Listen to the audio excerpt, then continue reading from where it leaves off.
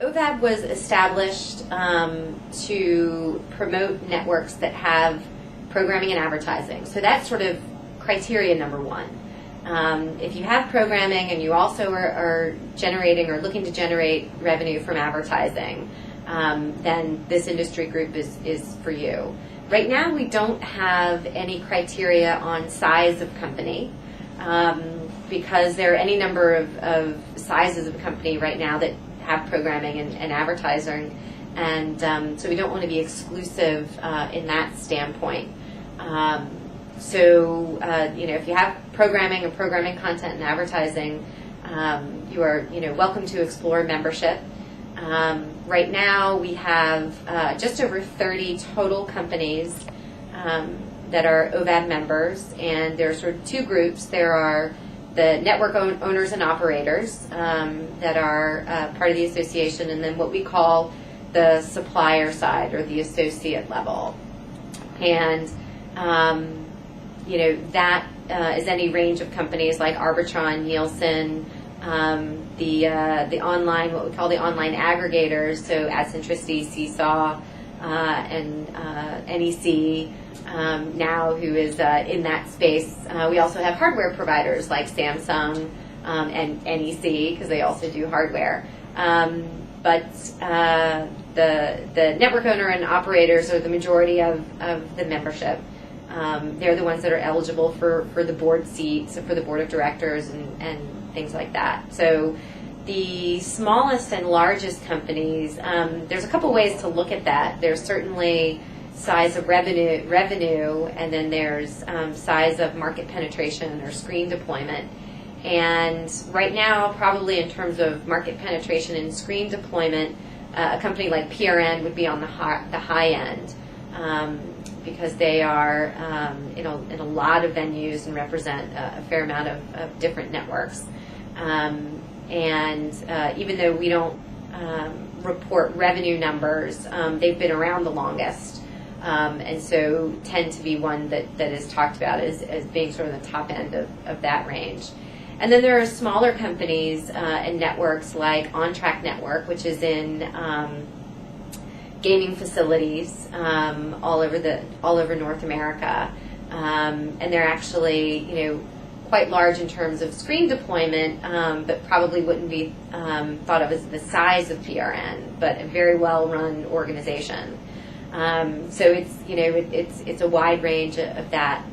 The benefits that members get in joining OVAB is being part of the industry that is moving towards growth for everyone.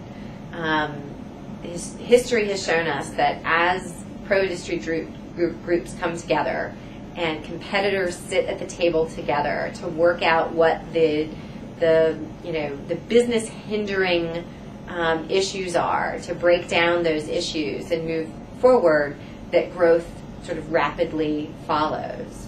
And having that sort of neutral territory to have those discussions and work on best practices and guidelines all over a range of issues really does help fuel the growth. So if you're an OVAB member, you get to be a part of those conversations, you get to lead those conversations in many instances.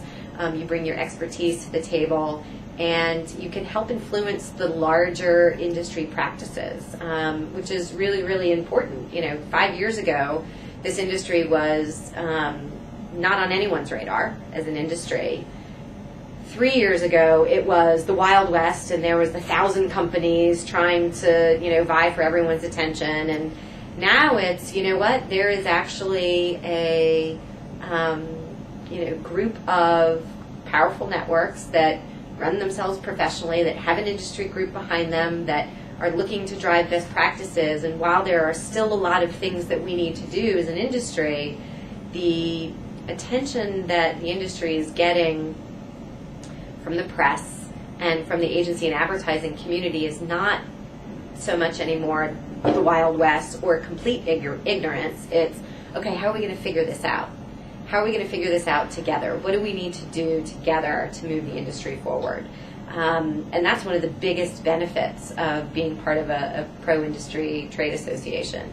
if you're not a member, sure, you're going to benefit from what we do, but the more people that we have helping to promote the cause, the better. And what OVAB does for members specifically, because we are working on best practices and guidelines, we help to improve the education in the marketing and advertising community of these best practices and guidelines. So we increase the awareness that this industry is moving towards providing better solutions for advertisers. And what's nice about an industry group doing that is it's really sort of a no-pressure sell to the agency groups. They get to hear who's out there, they get to hear what the benefits are, they get to understand what some of the challenges are, and then they can make decisions from there. And there's no pressure to sell. And it's quite a different, I've been on the media sales side of the desk trying to talk to an agency about my particular media platform, and the psychology of those meetings coming in as an industry group representative is 180 degrees. And so getting sort of that natural tension of buyer and seller sort of out of the room and talking about the industry and the benefits and the challenges, it just, helps move everything